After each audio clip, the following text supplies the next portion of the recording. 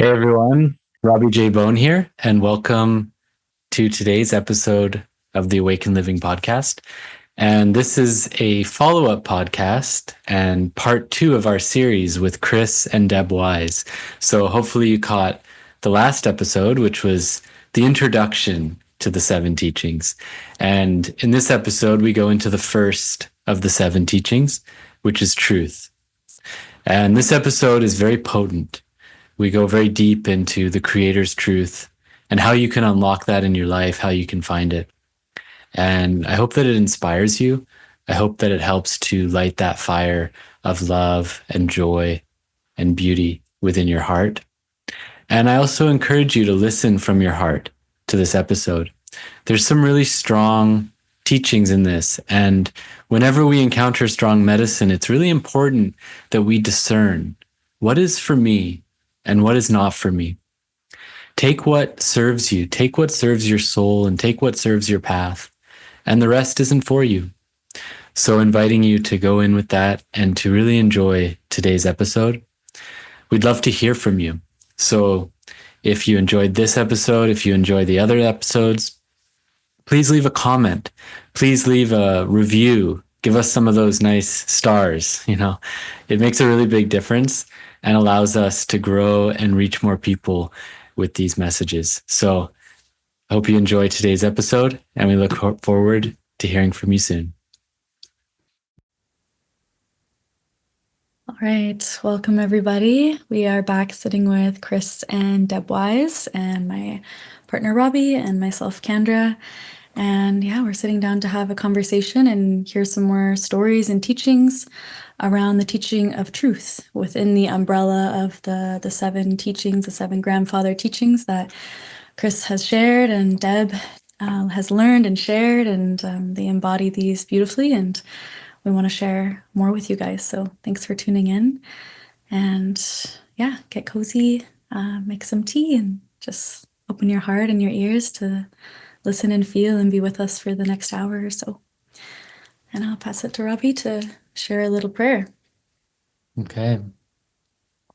So, yeah, inviting you to tune into this prayer with your heart, wherever you're at in this moment, and join us in the ceremony of truth. So, Creator, we come before you, Mother Earth, sacred ones from the sacred directions, those beings of pure love, pure truth, pure peace, of the east and the south, the west and the north, below, above, and within. The teachings, the spirits, the powers of truth and honesty, courage and bravery, respect, humility, and wisdom. We ask that you join us in this space, that each person who is witnessing and learning from this call can receive the understanding they need, receive the knowledge they need, the insights, the breakthroughs, the epiphanies, to overcome whatever is blocking them in their life, whatever mistruths they're living, that this call can support them to ground into truth, that we can share from our hearts, listen from our hearts, and that the power of love can guide us in our life in a good way. So thank you. Oh, speed witch. Oh, thank you. Thank you for having us. Yeah, thank you. Appreciate it. Appreciate the opportunity. It's a real honor to share these things. Had a great time last week. Really, really fun. We got some feedback on it. My daughter said, lose the mustache. So, Well, the truth is he looks a lot younger now. so she said I had to be more presentable. So here I am. Presenting. So a shout out to my daughter, Kayla.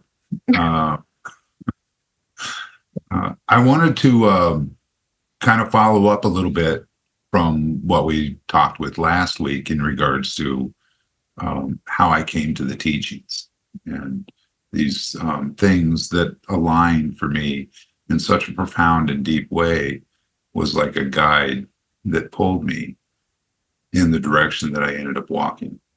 The train accident or incident was a a pivotal point in my life. It is the time when the Creator stopped my world. Prior to that, I had a lot of really great teachers.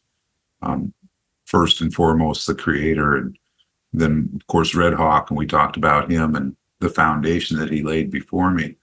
Out west, they call these teachings the 7 principles. So I understand that these are universal teachings, both spiritually around the world and from coast to coast in the native culture, though they call them different things in different tribes. Okay. I refer to the 7 grandfather teachings in the tradition of the Odawa people. And that is because I live in northern Michigan at this time. And when in Rome, do as the Romans do. I also like the way that that feels to me, because I used to love to sit with my grandfather and visit. It was like my favorite thing to do was sit around the fire at night with him every night, and talk, and converse and learn and hear his wisdom. And so the thought of 7 grandfathers coming down to share wisdom with me warms my heart, makes me feel real good. And so I like that teaching, or the way that they present that teaching of the 7 grandfathers. The teachings that I received from my grandfather are slightly different than the way that the Adao will present their teachings. Okay.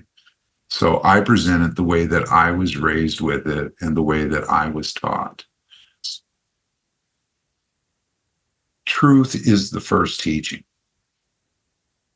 The reason that I teach truth that way is because it's a foundation. It's a starting point. If you understand truth, then you know where to begin, and you can never be lost. That means 10 years from now, if you get lost on your way and you lose track of stuff, all you have to do is go back and find truth, and you'll be back on your path. So truth is a great barometer. It's a compass. It tells us where that true north is in our lives, in our hearts. It always is where the Creator sits. It's where that light sits. And you can always go back to truth. Find truth again, and you'll find the Creator and creation. And when you do that, you can never be lost. You can always go back, no matter how chaotic and crazy your life gets.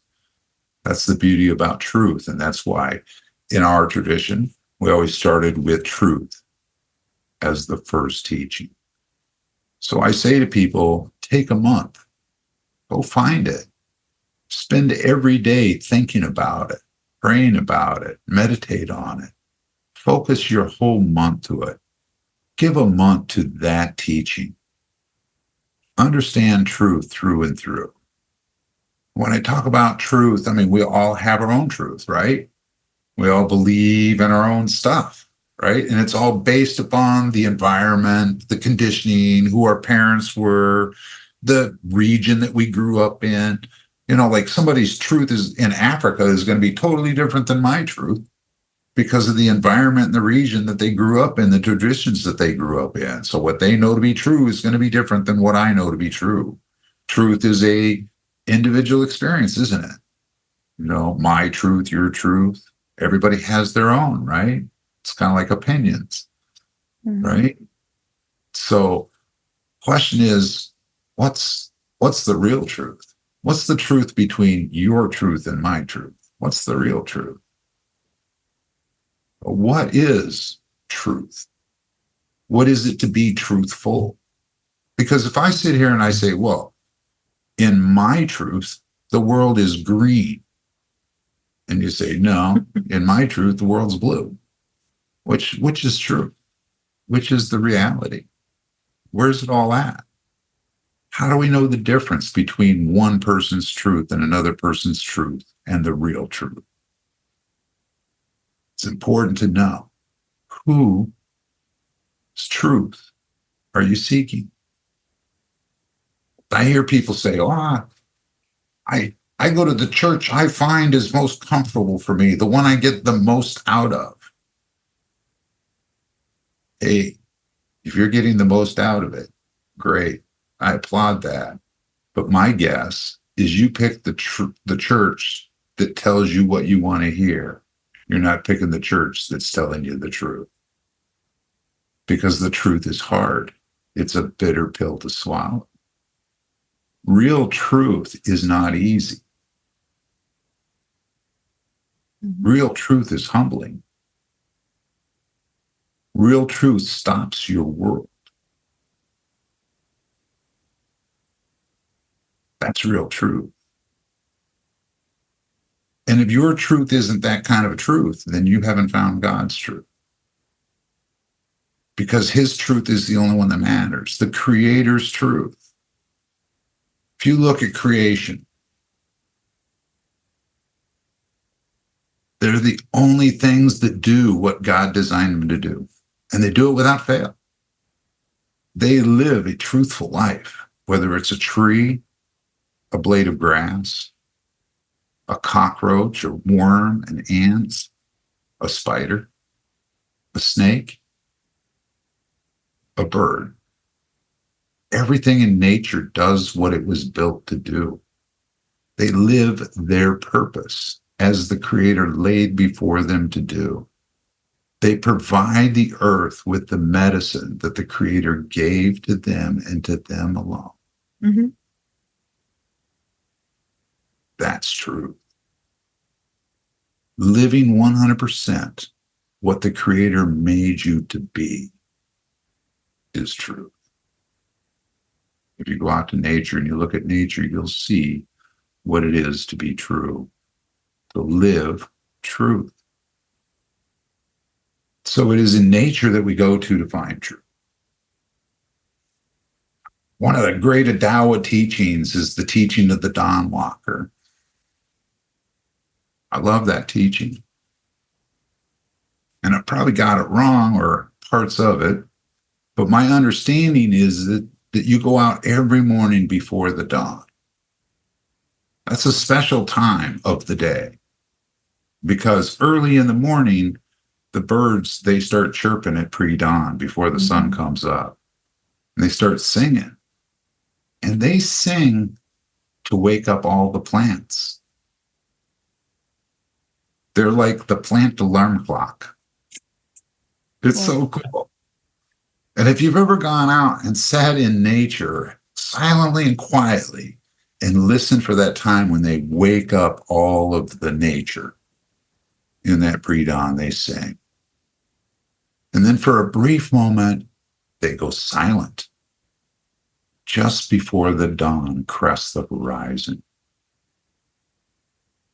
because they go into prayer. And here's what's nuts. They're praying for us. They're praying that we'll get it right. That today we'll wake up and meet the Dawn Walker, and we'll join them in prayer and talk to the Creator. They pray that every morning for us. That we'll come into balance in our lives and stop destroying everything in our path, consuming everything we run into. Stop treating everything as a commodity. They pray that every morning. And then the dawn comes up.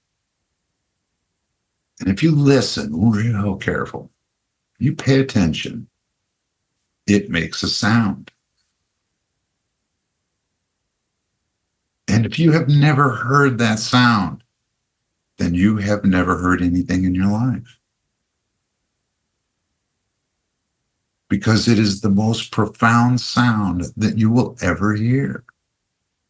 It is the sound of creation, the very beginning of it, how it all started. And every day the Creator gives us a reminder of what it sounds like when he first started creation. And all he asks us to do is take that moment every morning, join the birds in prayer, and greet him every morning. That's all he asks. Nobody does it, though. Very few people. Maybe after hearing this story. I'm feeling pretty convinced. Seeing all those little plants out there. You go out. We use tobacco in our culture, in our way. We use tobacco because that's the medicine of the dawn. That's how we ask questions and prayers, and you make that offering. You get some tobacco. You put it in your left hand and you hold it close to your heart. And you go out and you listen. And when the birds pray, you pray with the birds for humanity. Don't pray to heal nature. Don't pray to heal the planet. Don't pray to heal the birds. Pray to heal humanity. Yeah. And I say that because the Creator showed me something very unique out of COVID. And everybody complained about being on lockdown and being upset and everything stopped, the supply chain stopped, and oh my God, and I can't get out of my apartment, and I got to stand on the porch and clang pans and sing songs and find a different way to entertain myself. But here's what happened. The world came to a screeching halt. We stopped manufacturing, polluting, and making shit and tearing up nature. And in that 1 year's time, nature rebounded. For the first time since the 1600s, 1500s, fish were swimming in Venice canals.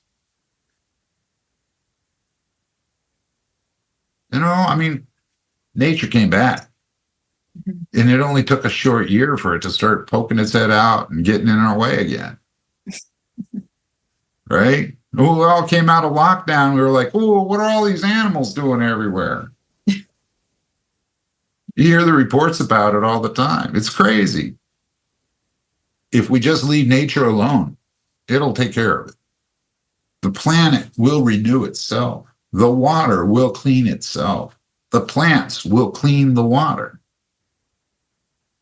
Okay? All of nature has this balance. It can heal. It can heal really fast.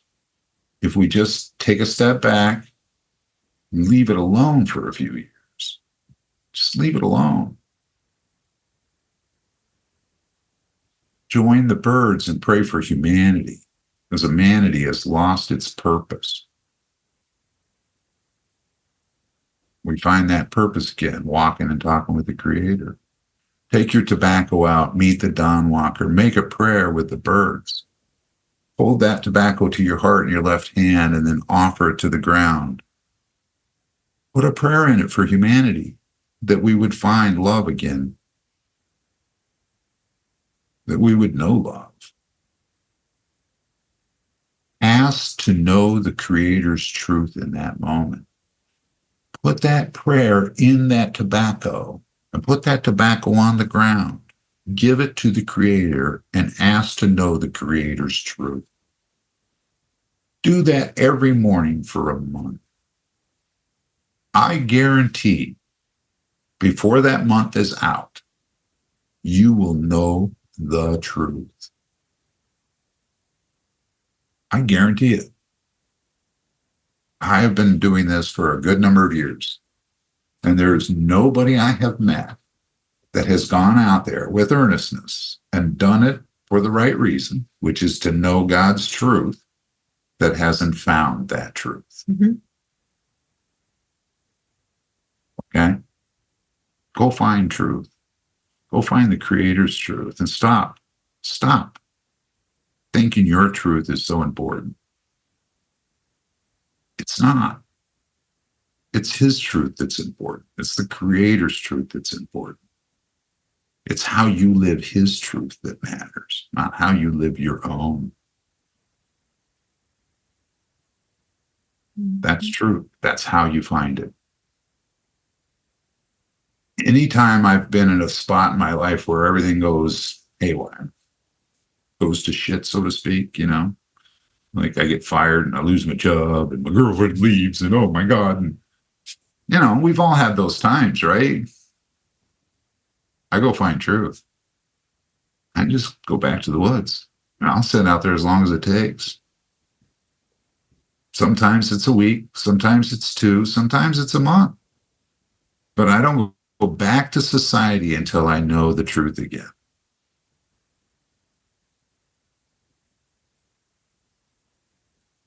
It's important to know the truth. It's important.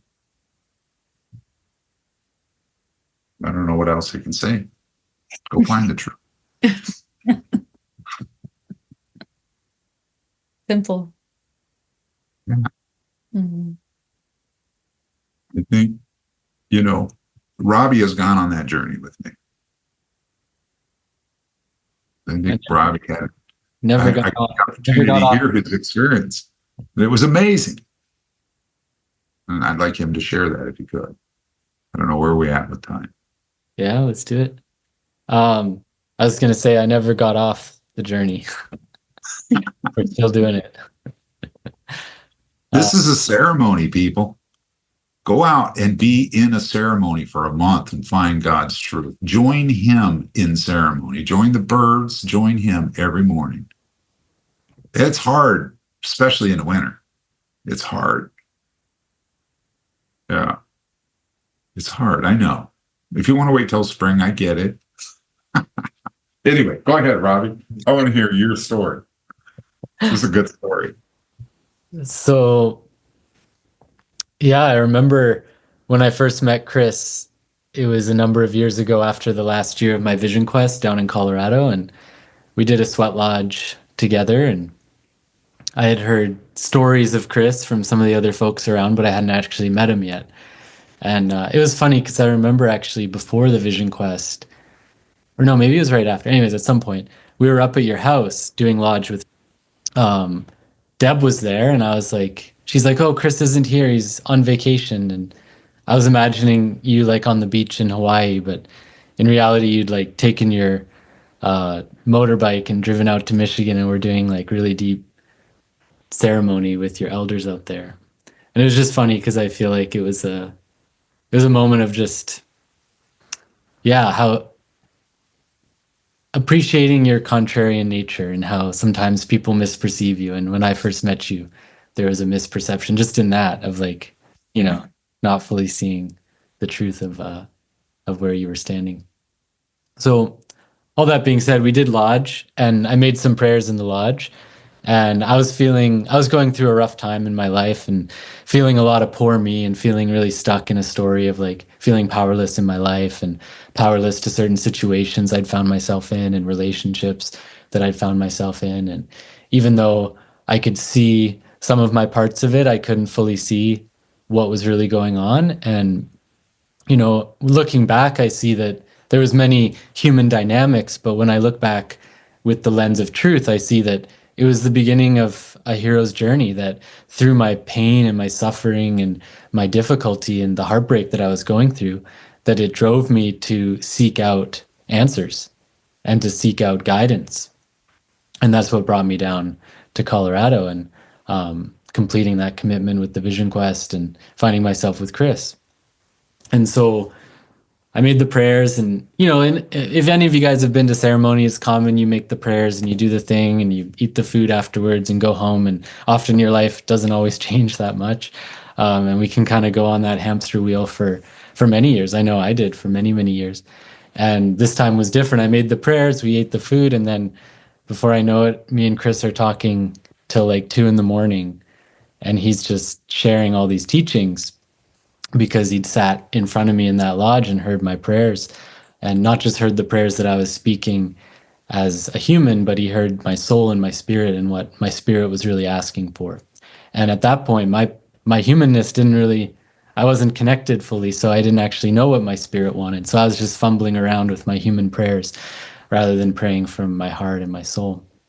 And so we talked, and then I was driving home, and I remember he had given me his number, and it was like 4 a.m. at this point. I'm driving back and I'm thinking like, do I call him? I had this issue that I wanted to talk to him about. I was like, do I call him? And spirit was just so loud, like, yes, you have to call him. I was like, this seems inappropriate. It's like 4 a.m, but all right, I'm going to do it. And I type in the number and call him up. And he's like, hey, what's up? And I was like, I need to talk to you about these things. And he was like, yeah, I knew someone was going to call. I was like, what? He's like, yeah, a big, huge bear just came to my window and started growling and woke me up out of bed. And then I got up and, Mhm. my phone started ringing. And right there was the beginning of a pretty epic journey. So all that being said, he basically gave me that ceremony and said, go find truth. And I remember that when you gave that ceremony, there was something inside of me that was like, I know I need to do this. Like, I need to do this with all my heart. And I need to do this. Like, this is my life. Like, this is my number one priority. And it was this deep decision that I made in that moment. And so when I got home, I started getting up. I got up with the dawn, but I actually went up and climbed a mountain every day. There was this hike I did. And I would get up. It was around 4 a.m. because this is in July. Drive, get my coffee, get my water, drive to the mountain, get out. It's still pitch dark, hike up with a headlamp, get to the top, and start my prayers and my offerings. And I think it was on maybe the fourth day, I was praying up on the hill and looking out over the hillside and watching the sunrise up over the hillside and watching the dark turn to light. And I remember seeing this vision where I saw the sun emerge from another light, and this light was behind the sun, and this light went through the sun, and the light of the sun shone into all of creation and all of nature. And I saw the light of the creator in all the trees and all the birds and everything in front of me. And it was the most inspiring, beautiful moment of that ceremony for me where, I cried. It was so beautiful. And it really changed me on a deep level because I saw how everything is alike. Everything has the same source. And I'd heard many teachings about this, and my mind was familiar with the idea of it, but this was the first time I had experienced it in a lived physical way. And that changed my being. It changed my physical life, the way I was living. And it started something really magical. So I told Chris about it, and he's like, "You found truth." I was like, "Oh, okay." That's what it was then. And, it was really the truth found me. And I really attribute it to the level of decision and earnestness and energy that I put in, because something that we've learned is that you have to give to receive. So give not just tobacco, but you give, your time and your energy and your sleep and your comfort, and you go forth and ask for something from the universe. The universe kind of takes all that into account, because if you find the truth and you're arrogant about it, you'll never really find it. You have to have that humility and willingness to sacrifice some of ourself. And that sacrifice is the offering. It's sacrifice actually means a sacred offering. It's not a negative thing. It's a beautiful thing. And so, yeah, that was my experience of truth, and it continues to unfold. I feel like that was the first, and then now there's many more moments where, you find the truth, and then you find the bigger truth, and it just keeps expanding. It's a lifelong journey. So, yeah. Life is a ceremony to be celebrated. It's not a beginning and an end. It's circles. The finding of truth is the beginning of the circle. The journey is knowing the truth and living the truth. That's the journey. You remember last time we spoke, I talked about how my life was up and down and all around. And I thought, oh, it's so chaotic, and this doesn't make any sense. And this year I'm this, and this year I'm that, and that year I'm this. And when am I going to be this? And then I came to a place that put me out on a vision quest. And I want to talk about that a little bit, because that's very important in holding truth in our lives, is that we should fast at least 1 year in our entire life. That means in an entire life, we should give ourselves to the Creator for the life that He gave to us. And so I love the Native culture for that, because they go out on vision quests. They believe in that. I believe in fast. I believe in sacrifice and giving ourselves. Talking earlier today about machoism and about men being all that in a bag of chips, and they're so tough, and they want to know how to fight, and they want to know how to conquer, and they want to know how to do this and do that, and it's all about might and strength. And go do a Sundance. Think you're a badass? Go do Sundance. Go see what that's about. Because I don't care how many muscles you have. I don't care how good of a fighter you are. You will offer yourself to the Creator. Go out and do 4 days and 4 nights, no food, no water, no sleep. You think you're a real man? Go do 10 days standing over a fire. They call that the warrior's fast. Stand over a fire for 10 days, 10 nights, no food, no water, no sleep. See how tough you are. I've met men that were Army Rangers, Navy SEALs, went out. I could do this. I'm bad. They didn't make it. The spiritual strength is different. It's bigger, stronger. And it's a muscle that men and women don't exercise. Get all strong in your bodies, get all strong in your mind, get all strong in your emotions. But you neglect your spirit, which is the strongest part of you.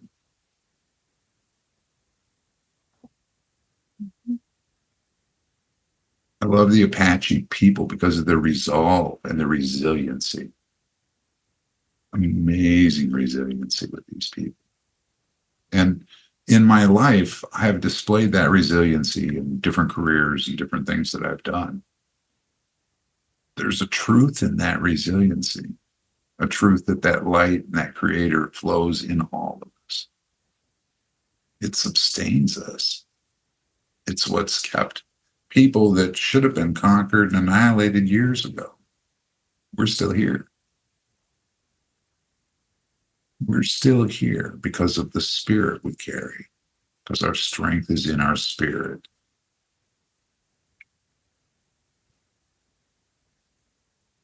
Most people couldn't endure the truth that we have endured.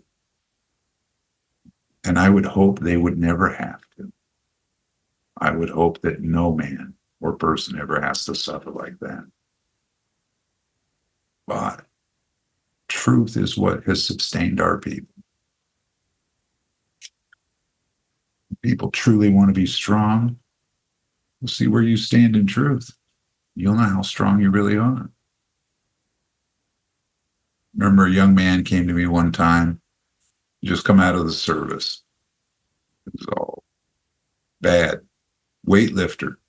Man, this guy's arms were bigger than my shoulders were wide. He was huge, dude. Biggest guy I ever saw. I said, "Oh my God, you're all swollen. Have you seen a doctor about that?" We laughed, That's a good joke. But he was a big man. Mm-hmm.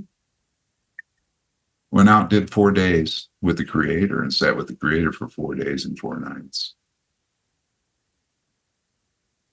Became the most humble man I ever met. Serves the Creator in such a good way.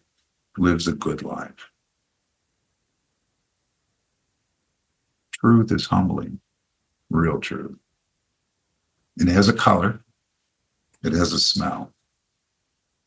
I even feel that it has a taste, because things taste different after I have it.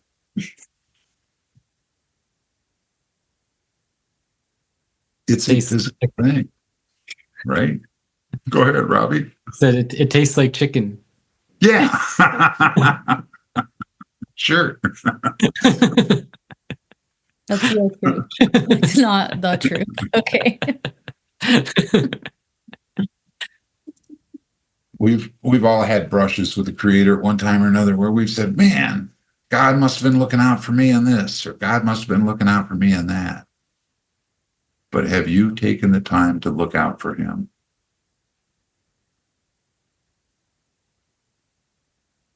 When we're in need and we're hurting, we always go to God. You know the old saying, there's no atheist in a foxhole? Yeah. When the bullets are flying and the shit's hitting the fan, everybody's praying to God. It's true. All right. Yeah. What about when you're not? Mm-hmm. Remember, I talked about bringing him to the party, leaving him at the door. When things are good, that's what we do to him. When our life is good and everything's going well, we got that new car, new truck, new boat, new house, new wife, new life. It's all wonderful, right? Are we bringing him then? Or is it just when we're in the foxhole and the shit's hitting the fan? Don't you think he wants to be a part of the good stuff too? The everyday stuff? Why do you only call him when you need him? When in fact you need him all the time. Mm-hmm.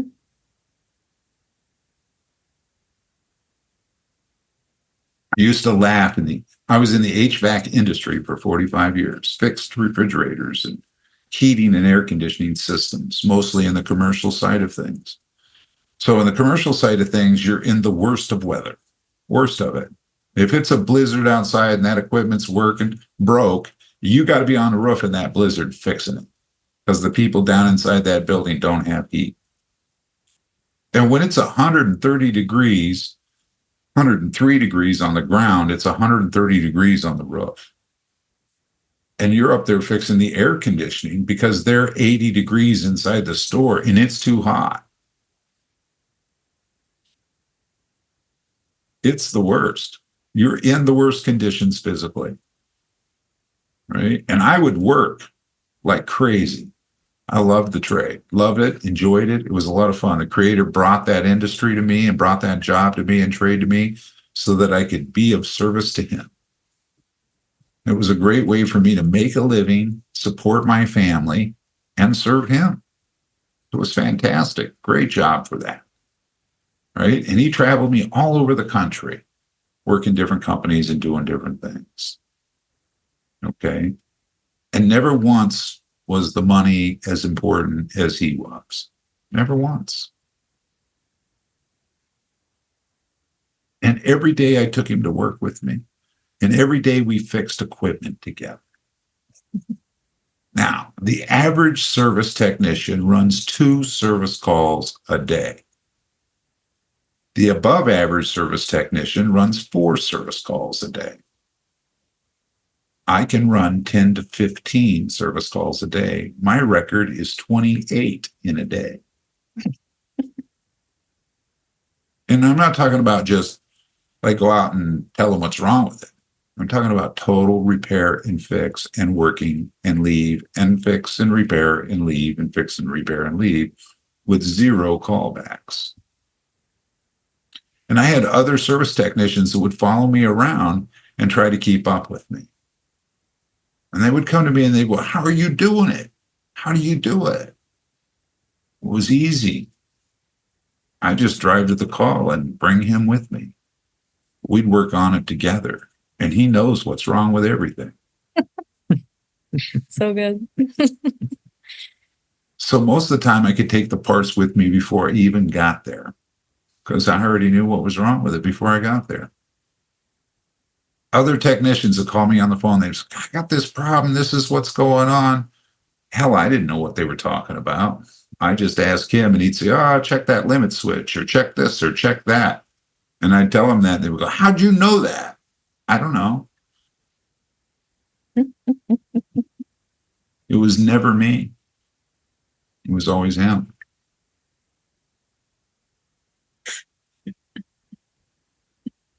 What? Don't be bashful. Jump on Well, it. I have to kind of laugh a little bit because, God does work through all of us. And I work in the industry as well, but I work on the other side. I work in purchasing. I do the estimate bids and proposals and order all the parts. Well, I do get to take God with me to work. And sometimes, we get to work with our spouses. And I had a fun story where, Chris got a little bit arrogant about, okay, I always hear God at all times, all the time. And well, this time he wasn't listening. He was just trying to get things done in a hurry. He's working on an oven, a Lux oven. It's an R20. And he calls me up and he says, hey, I need to get an actuator right away for this oven. Get on it for me. I got to get this going. And I said, well, wait a minute, just a moment, please. And I said, hold on. What are you talking about? Hold on. And I said, an actuator costs around $1,000. Are you sure that it needs an actuator? I'm absolutely positive that it needs an actuator. And I laughed and I said, well, on that actuator, I said, there's a little tiny capacitor. I said, the capacitor costs, about $3.93. I said, and I'm being told, right now that maybe you ought to try that capacitor. Why don't you just humor me? He says, all right, I'll try the capacitor. And well, guess what? It was the capacitor. It was $3.93, and the problem got fixed. Okay, so I'm walking back to the truck to get the capacitor, and I'm going, what the hell? And he's laughing at me. Yeah, and he's saying, well, I talked to everybody. Well, you weren't listening that time, but I talked to her too. So you had to know that. You had to know that I talked to everyone. Everyone. So that's just a fun story. But yeah, it's good. It's all part of it. It is. And it's, it was like that day I walked away going, she talks the same God. That's awesome. And she takes him to work. Right? So he goes everywhere with her, just like he goes everywhere with me. It makes life a lot more bearable, a lot easier to deal with. Problems just magically getting taken care of. Problem solutions, you can fix something that can't be fixed. A bill gets paid that couldn't get paid. It really is a good thing to take God with you at all times. At all times. And it starts with truth. Take a month. Take a month out of your life and go find him. He's there. Take a month, go spend it in nature. Meet the dawn walker every morning. Get out there and see that creator. Listen for the sound of that dawn. Look for that light. Look for his spirit. Find him. Make friends with him so that you can take him with you. It'll be well worth your time. Beautiful. That's how you find truth. Something that I've seen in myself and others is that when the truth comes, sometimes when we first find it, sometimes when we lose our path and come back to it, there can be a tendency to really have to face a lot of shadows within ourselves, because we have to look at the truth of how we have been living and the truth of how we haven't been living. And sometimes that can be a lot for people if they haven't done that work before, or they haven't seen that part of themselves. And sometimes it can end up being triggering. It can trigger fears and insecurities and not feeling good enough and feeling dirty. Kind of like the analogy that I like to use is that it's like a room that hasn't been cleaned and the lights haven't been turned on in a long time. And you finally turn the lights on and you look around and the house is a total mess, but it's not that you were consciously neglecting it as much as you just didn't have the light to really see the truth of what was going on in it. And then it's like, well, can we turn the light off? It's a bit easier when I don't know it's so dirty in here. But once you turn it on, you can't unsee it. I wanted to bring that up to also invite you to share any thoughts about that when someone's going through that challenge. I want to share a story with you about a young man, and I got to say that I admire him and his tenacity, his ability to work, and he's still working to better himself every day, and I admire that about him. because that's what this is about. This is about me. I'm a human being and a man, and I can be a better man. I can be a better man today than I was yesterday. You know? And so being honest with myself and being truthful with myself is a good thing, because I can see where I am at fault, where I'm not living in a good way. You know, and sometimes it's really hard to see those things. It's really hard to admit that I'm selfish, or it's really hard to admit that I haven't given the Creator the time that he needs. So this young man came to me and he wanted some help, and he had dedicated a good portion of his life to come out to my house and to live with us and to go out and learn these teachings. And that was the focus of why he was here, kind of an apprentice thing. So I sent him out to find a field of daisies. And he had to sit in the center of this field of daisies for the whole day. And he went out there, and bless him, he sat there the whole day. And it was cloudy and it was rainy and it snowed on him and it hailed on him. And man, he really endured. He really endured, you know. And then later in the afternoon, the sun came out and it shined. And he was out there the whole day. And then about 6 or 7 o'clock, I see him come walking down the street, and he comes onto the house on the property here, and he stops. Before he even gets onto the property, he stops. And I can see that he's really struggling. He's really struggling. He's rubbing his head, he's thinking, he's walking in circles and talking to himself, and he's really, really having a hard time.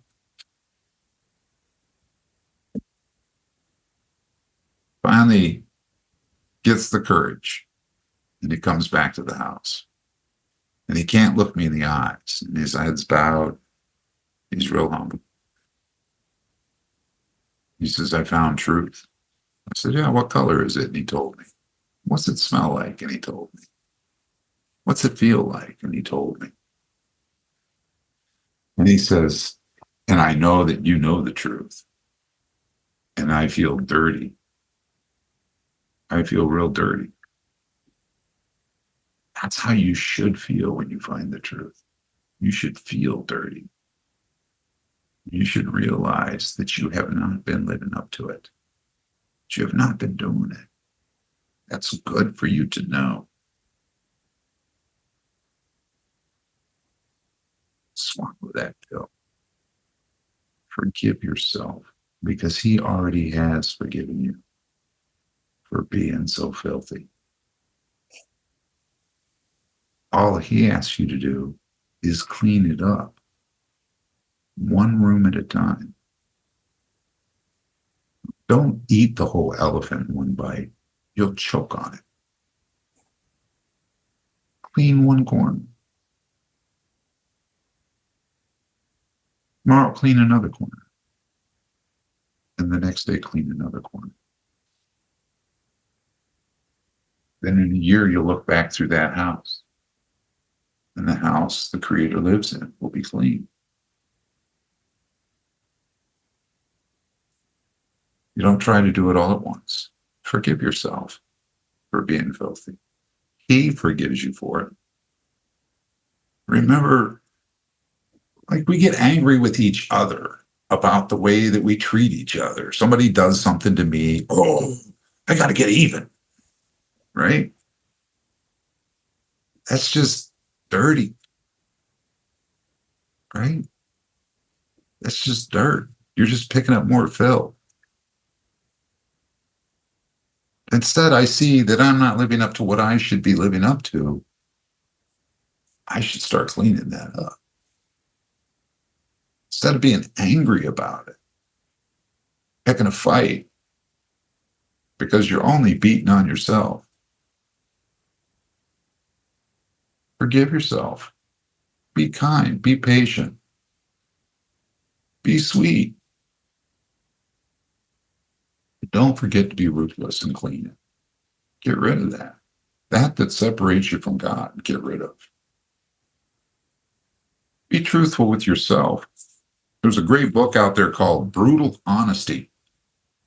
Love that book. The reason I like that book is because it just points out that we all lie. Mm-hmm. Most of the lies we tell are to ourselves about the environment we live in, or about who we are, or our self-importance.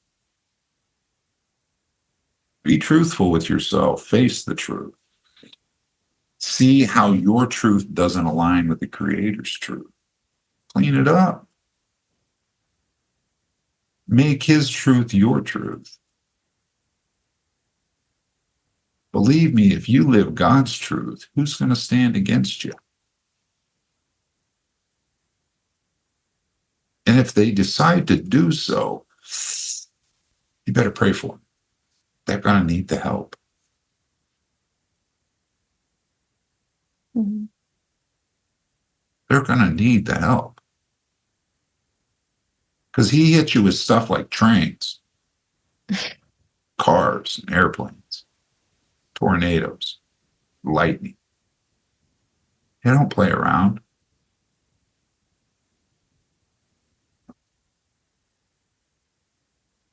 We win when we live with the Creator. We lose when we're trying to steal energy from each other. When we go out to creation and we live in His truth and we know His truth and we write that truth in our hearts and we walk that truth in our physical living, we live with Him. He becomes our partner, our roommate. He's in our vessel. He possesses us. I remember I heard a teacher one time say to me, everyone's possessed. It's just a question of what you're possessed by. Are you possessed by greed?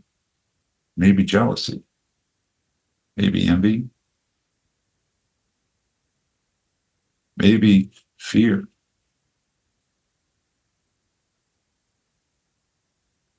Right? I want to be possessed by that golden light that I found when I found truth. I love being possessed by that. It moves the ball forward. It keeps life interesting and fun and funny. Mm-hmm. You get to see all kinds of great little miracles. Mm-hmm. And people don't know that miracles happen all around us. When you live with the Creator's light in your heart and you align your truth with His truth, He shows you this amazing show. Haven't you found that to be true in your lives? Mm-hmm. Mm-hmm. And it helps you clean your house. The golden Yeah. light. I thought. Yeah. All you have to do is bring it in. Seriously. You know? I do a good That's- ceremony. I end up cleaning the basement, these like cobwebs in this like corner with like dead spiders and flies, and I'm just like going into places I've never been. It's just this thing takes you over because that's the light that inspires purity and Yeah. cleansing and that devotion to cleaning the house, yeah, or the lights were off.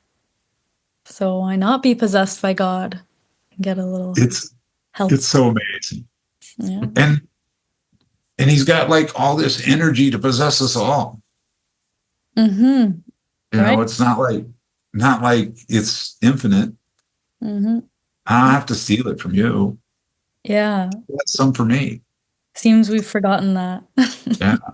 Yeah. So the world would be a better place if we stopped living in competition for energy, but instead found the energy that we're entitled to. Mm-hmm. It's there for us. We're entitled to it. It belongs to us. And when you don't go out and live in His truth and have His truth, you're basically throwing away what has been given to you as the greatest gift of life. Yeah. That's truth. I don't know how we are on time, but I don't know what else I could say. I think that was perfect Mm-hmm. and perfectly an hour, actually. So doing amazing. Yeah. Is there anything else you wanted to add? Yeah, I think to comment a bit more on a few things. One was about feeling dirty when we find the truth, and what I've found in that is that that's also the experience of humility, that we're humbled when we find the truth. Um, there's a lot of paths to the truth, and one of the ways that's become very common is with plant medicines.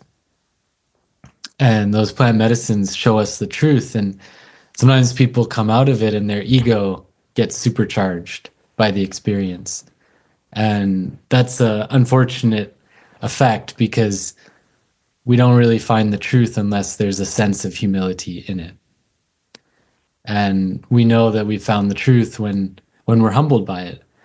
And what's beautiful about humility is that it actually is trying to lift us up. Humility is not about being small and, meek and all that. It's actually standing in that truth and that absolute power of God, but knowing that it's not ours and that it's not something to use over others. It's that we're all equal. No one's better or less than. And You bring up such an amazing point with that. You really do, because let me say this, as part of the leave nature alone thing, okay? You run out, you go do mushrooms. You run out and go do the ayahuasca. You go out and you do the peyote. You go out and do those ceremonies. Have at it. Knock yourself out, okay? There's such a rush to go do those things right now that the medicines are going extinct. What are you going to do then? How are you going to find it? How are you going to find that shortcut? You want to take a pill and you want to take a shortcut. And that's what people are doing. I want a shortcut to God, when all they have to do is go out here and sit by the river, or go sit on a mountain, or go sit in the hill, or go watch a squirrel. That's all they have to do to find God. He's right there. But people don't take the time to do it because time's a commodity. And I don't have time for that. My schedule's too busy. So I'm going to run out here for 2 weeks and go do this ceremony that's going to give me the shortcut to God. And then I'm going to come back to my life. And I'm not going to change anything. I'm going to live the way I was living with this knowledge that I obtained that I have no outlet to use, no way to physically use it, no way to practically move that knowledge into my physical life. So I had a great experience, but that's all you had. That's all you got. Now, I'm not saying that those medicines aren't good. They are, in their right perspective, for the right reason. Mm-hmm. Let's take mushrooms, for example. The name of that spirit is little smoke that sees like a spirit. When you take that, it lets you see the world as the spirit sees the world. What are you going to do with that information? How does that help you live life in a better way? Because it is the way you live that gives you the spiritual side effects. It's not the pills you take. It's not the medicines you eat. It's the way you live. If you live truth, you'll have truthful things happen in your life. If you live honestly, honest things will happen in your life.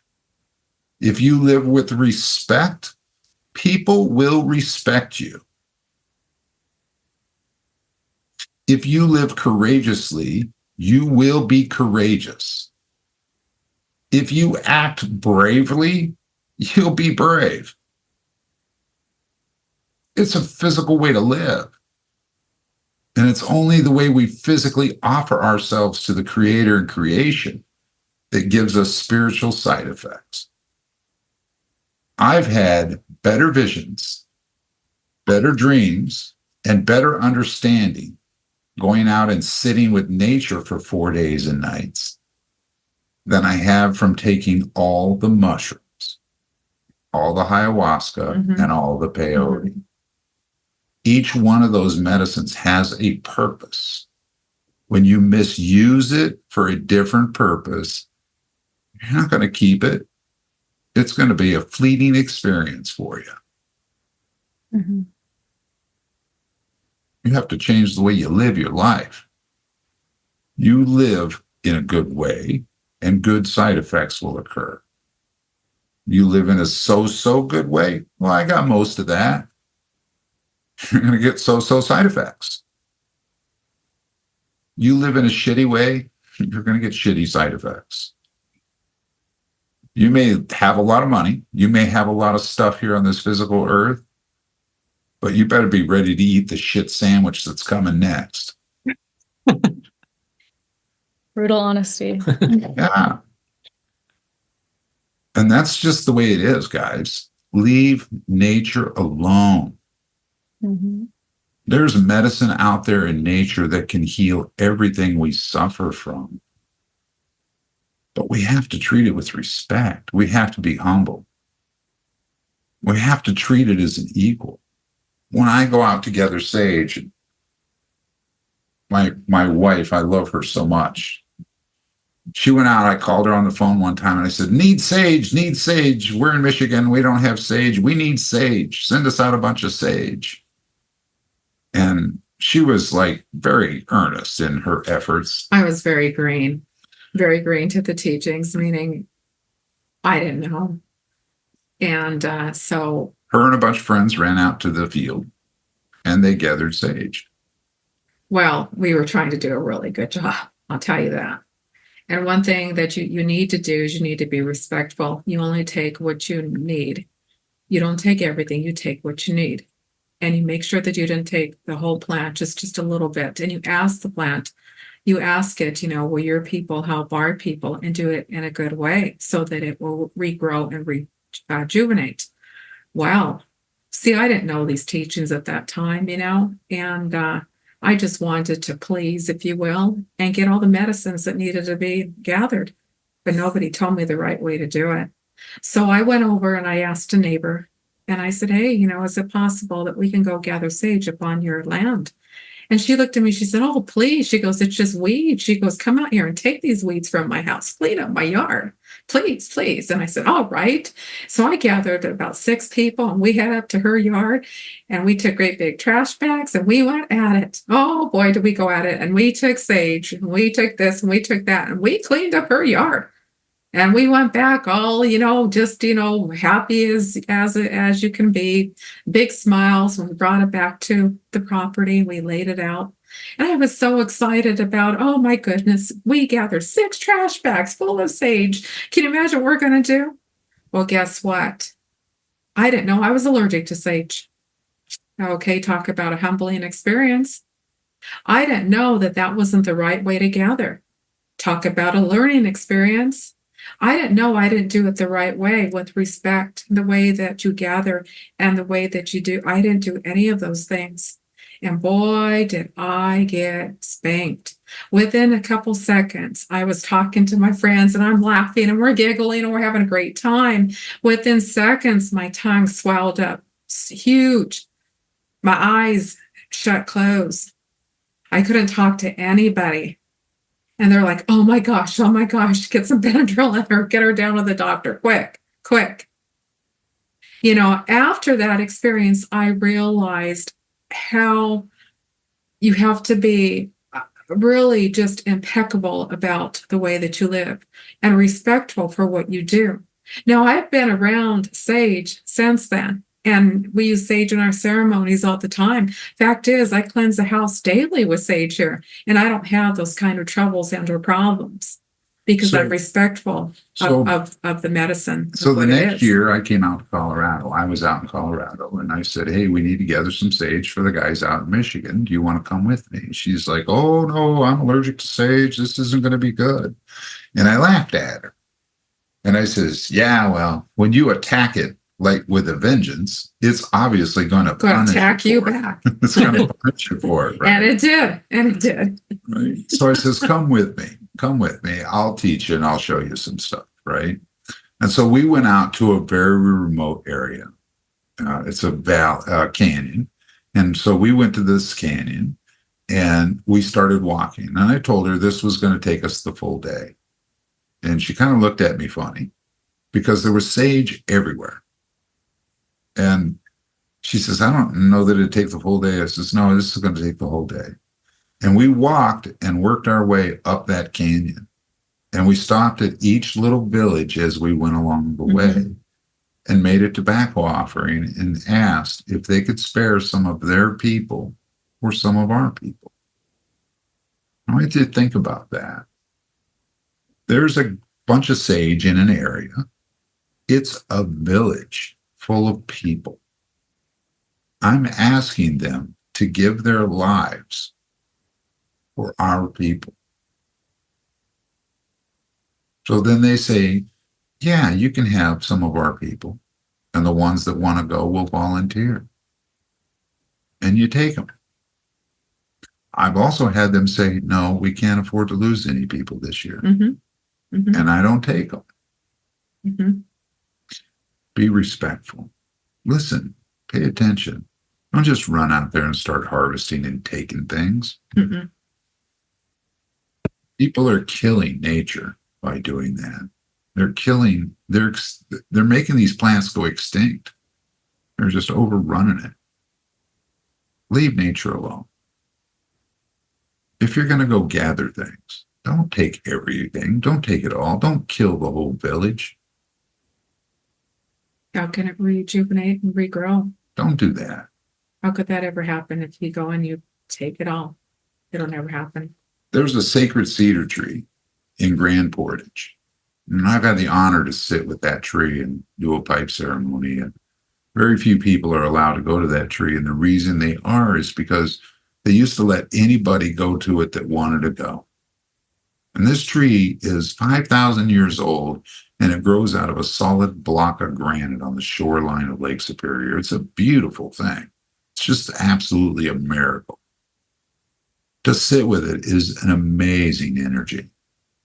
This tree is ancient. It knows things, and it was just such an honor and a privilege. They stopped letting people go to that tree because people were picking pieces of it to take home with them. They were killing it.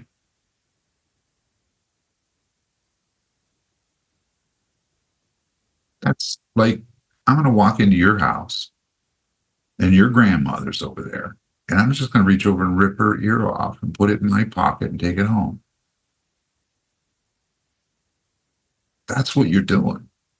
That's what people are doing when they run out to the woods. They harvest the shkatagan or the osha or whatever they think they want to make money on. Or because they have a product they can offer, or because they can do this with it or do that with it, or they want to use it for this or that. You realize you're taking someone's life. You're responsible for that.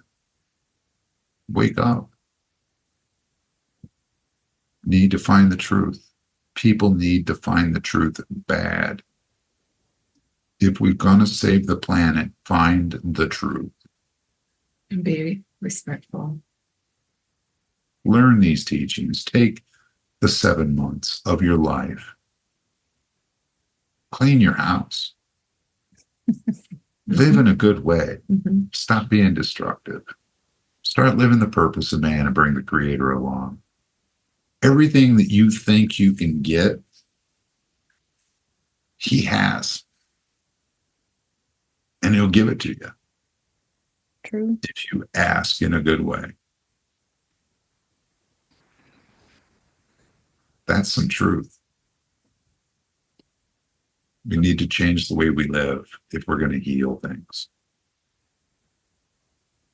And it's okay that we don't always know everything. I mean, I have to humble myself and find the humility, in myself, and know that, gosh, I didn't know that. I didn't know that I wasn't supposed to do that, and learn the truth and respect others. All of God's creation. We're no bigger or greater than anything out there. Even that little tiny blade of grass deserves the same respect as we do, because that light of that golden light lives through everything, even that blade of grass, the trees, the birds. We all have that golden thread of life that goes through us all. And that's God's truth, God's light, God's thread of life that gives us all that truth.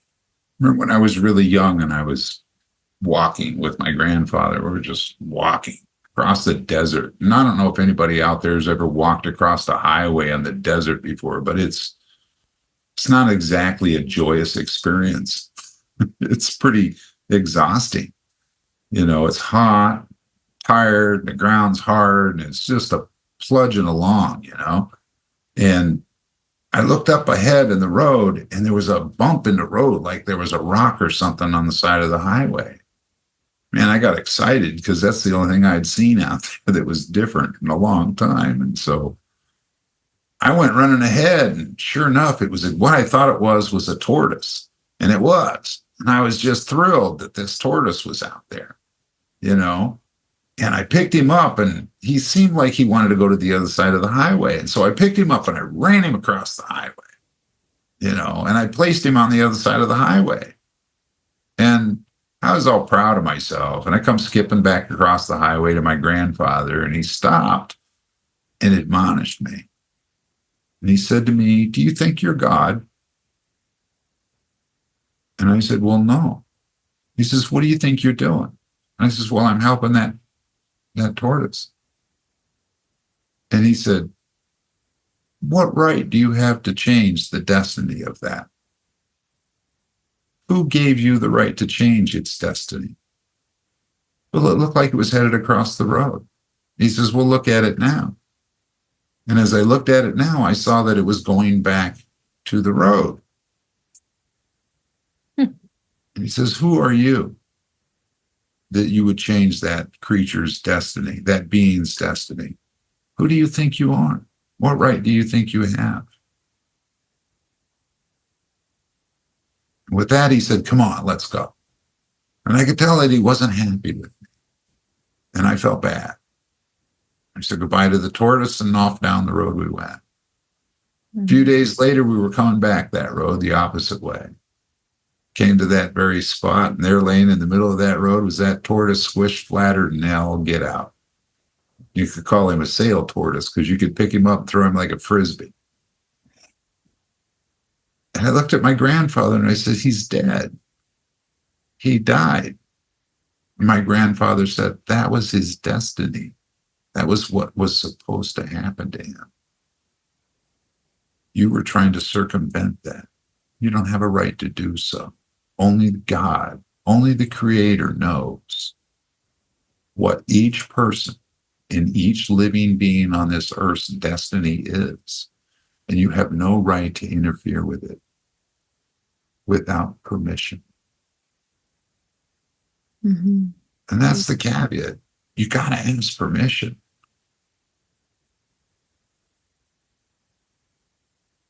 So, in truth, I've learned to live my life by permission rather than by forgiveness. And I don't want him to have to forgive me. I would rather not make the mistake. And I'd rather ask permission, even if he'll say no. And he has, because his purpose is greater than mine, and he knows more than I. That's truth.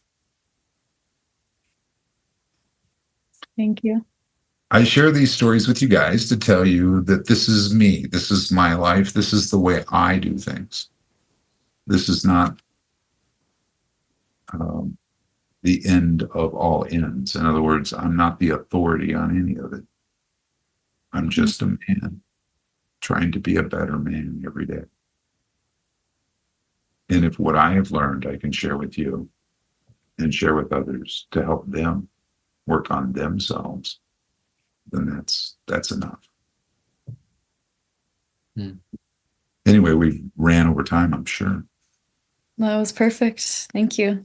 A lot of points, and ended with a really strong point. And that one was really strong for me. When I first heard it, I really resisted it. Just to really be in that like obedience or asking for permission, and having to be humble in that was a challenge for me, but brought such a great gift. Like it really, changed everything to tune into that. So thank you for bringing it back to that, and feels good to leave it on a strong point there for us to really aid in that and sit with that. Well, thank you. Thank you again for the honor to be here. Yeah, thank you guys. Well, we better let you guys go. Have a great night. I know that you guys have things to do, so all right. I'll let you go. Yeah, we'll end it here. So thank you so much. We'll see you guys next time. Yeah, thank you so much. And thanks everyone. Yeah, thank you. Thank you. Thank you. We'll see you all again. Okay, there we have it. Part 2 of our 8-part series, all about truth. Thank you for tuning in. Thank you for listening. Please reach out, share your experiences, share your perspectives. Leave us a review. We'd love to hear from you. And remember to bring truth into your life. Bring the Creator, bring God into each moment of your day, each moment of your life. Live this human experience to its fullest. Live it with love, with purpose, with passion, with joy, and share that with everyone you encounter. So live with truth always. Have a beautiful rest of your day, a beautiful rest of your week, and tune in next time.